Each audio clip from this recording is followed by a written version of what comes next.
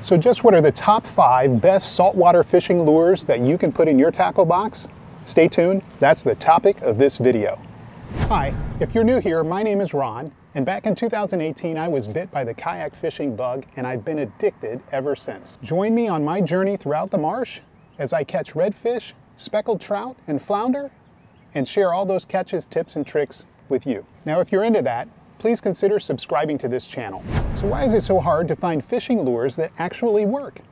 Well, it's because manufacturers design lures for 2 reasons, and as kayak fishermen, we only care about one of them. They design lures to catch fish, that's the one we care about, and to catch the fishermen. That's the one we really don't.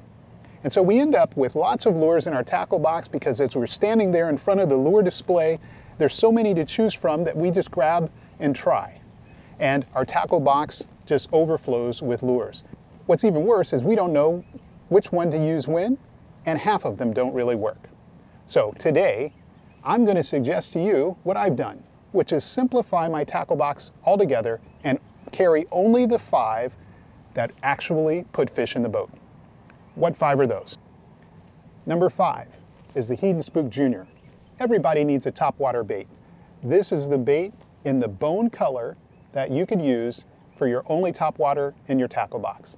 Now this bait is used by walking the dog with it, and fish come up from the bottom and smash it. And if you've ever caught a fish on topwater, you know the thrill and excitement of that. So the 5th bait you should have in your tackle box is the Heed & Spook Jr. in the bone color. It really does work. Number 4, it's the MirrOlure Catch 2000 20MR. It looks like a mullet with big red eyes. It's a suspension bait, so it sinks down to about 10 to 12 inches below the surface of the water, and you twitch it and pause it, and fish love it.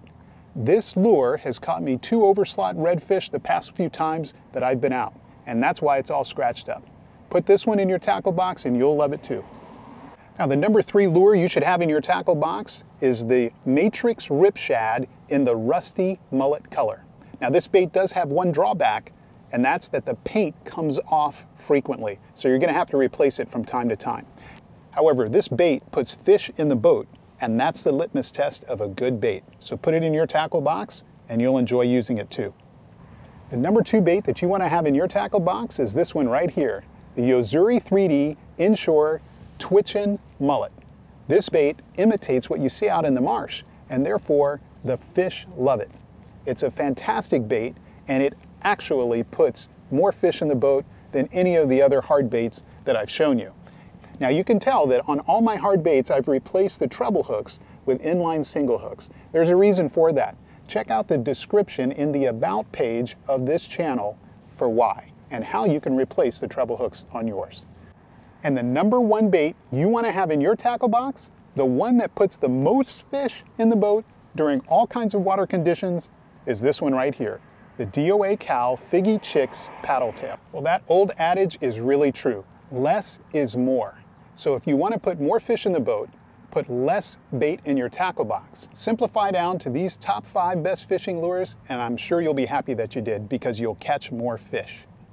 Thank you very much for joining me this week. By the way, I'm not sponsored by any of these fishing companies. Smash that subscribe button, click on the notification bell, give me a thumbs up, and if you have any questions or just like to share your top 5, put them in the comments below. Thanks for joining me again. This is Kayak Fishing Addict on YouTube.